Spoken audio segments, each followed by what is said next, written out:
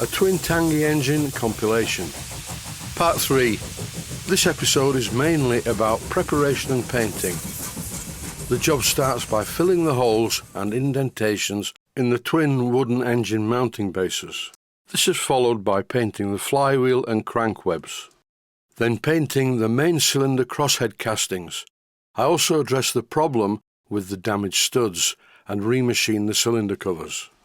I'm filling the indentations on the engine mountings by using some very fine filler material.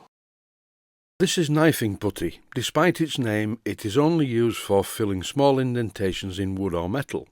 The knifing part refers to the fact that you spread it on the wood with a knife, and this knifing putty is in no way connected with any serial killing applications. And before the voices returned, I went and bought some more cellulose thinners, and I'm putting the cellulose thinners in my container. I never mentioned in the other videos, but these containers must be made of a polythene material, as cellulose thinners will dissolve most plastics. I always recycle my cellulose thinners, and just for a change it's nice to start with some fresh stuff. But as you will see, it will not be like this for very long. The first thing to go into the thinners bath is the flywheel and the crank assemblies. I'm rotating the flywheel so that it gets a good coating of cellulose thinners. And while the cellulose thinners is working on the flywheel, I'm also applying the thinners to one of the bed castings. This process really does take a long time. You have to give sufficient time for the cellulose thinners to eat into the paint. This looks a very easy thing to do, but there is a little bit of a technique in the way you apply the thinners with the brush. This is quite a stiff brush, but if I don't apply the thinners properly, it splashes everywhere.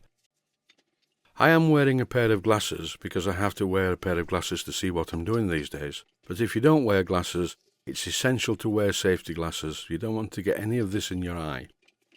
Really, looking at it, I should have removed the eccentrics, but I'm very careful, and I'm not clumsy, so I'm not going to damage the eccentrics. But if you're in any doubt whatsoever, remove as many of the parts as possible.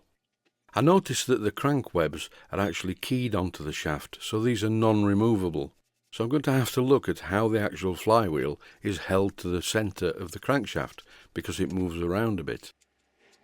I'm taking this opportunity to clean up the crossheads, the connecting rod and the big ends. And I'm scraping off some of the more difficult grime with the ruler. I know this is quite boring and very tedious, more so for me in real time, but I thought I would show it in its entirety just for a change. I'm now cleaning up the water pump assembly. This is particularly grimy, and it's going to need a little more than cellulose thinners to get it clean. More about that later. Here are the two castings, nicely cleaned up. I'll give them a final coat of brand new thinners before I paint them. It's time to start painting using Precision Paint's LMS Crimson Lake paint. This is a really good colour for models, the same colour that LMS locomotives were painted in. Before starting the painting process, always stir the contents of the paint tin very thoroughly, and then apply the paint. Painting model steam engines seems to be a bit of an art in itself, and I'm no real expert in this field.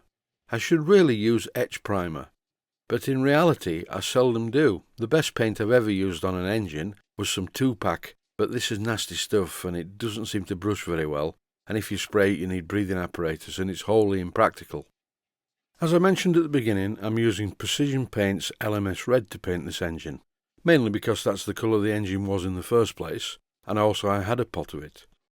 Generally I paint steam engines the way I'm doing it here, and the paint is direct from the tin, so at a future time, if the paint gets damaged, it's very easy to retouch because you don't have a big thick coat of etching primer underneath, so you can do almost invisible retouching repairs on the paint. Whether you use an etch primer or not, it's very important to key the metal before painting.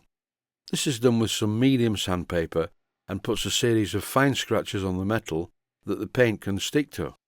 The most important stage in the painting process is the preparation. As I mentioned earlier, this video is running at 20 times normal speed, that's 2000%. It allows me to show the entire painting process without taking up too much time. This is a very fiddly job, much more fiddlier than you think, and it's quite difficult to stop the paint from running onto some of the surfaces that you don't want painting, like the bit of paint here that's currently running onto the crosshead guide. This is very easy to remove with a cloth though. If you find yourself doing a job like this, and if you also find yourself getting bored with it, the best thing to do is stop. If you continue and paint when you're bored, you're going to make a real mess of it. So just go away and do something else for a while and come back to it. On this engine I decided to paint around the nuts that secure the actual cylinder to the main bed plate, which gives a cleaner edge to paint up to. Time for a temporary break from painting. This is the other cylinder on the other casting, and there's a problem with it. 2 of the studs were broken, and worse still, they were just rotating in the holes, so I had to chisel them off. Looking closely at the state of the holes on this cylinder cover tells me that someone's had problems with this before. I have to put this right, and the easiest way to put it right is to unscrew all the cladding. I initially thought that this cladding was held in with small rivets, but they're very tiny screws, and they're not going to come out. I think the first thing to do is to clean up the cylinder covers. So what I'm doing here in the lathe is refacing the front of the cylinder cover. I'll be doing this to both cylinder covers to make them identical. Once I've machined the first cylinder cover, I use a micrometer to see how thick it is. Then I will machine the second cylinder cover to the same size. And here they both are, freshly machined and cleaned up. And as you can see, the cylinder cover on the left is a bit of a mess. The holes have been filed out and drilled bigger and messed about with. This is not my doing. Anyway, so now I know that it's not a feasible proposition to remove the cylinder cladding. I may as well paint the rest of the casting. Whilst I'm painting though, I'm thinking about what's the best way to repair this. And the best way to do a repair on this engine is to just use a couple of dummy studs. Luckily, there are plenty of other studs to hold the cylinder cover in place. Here are the freshly painted cylinder covers with some nice Crimson Lake paint in the centre. So now all I have to do is go back to the painting and give the other parts another coat. I won't bore you too much by showing the second coat. That's it for this one. Stay safe, stay healthy. Thanks for watching, and I hope you found it useful. Please take the time to visit my Mainsteam Models website and click on the section of the website that says Video Playlists. And by doing that, you can find other videos that you may like to watch. And by using the playlists, you can actually watch the videos back to back.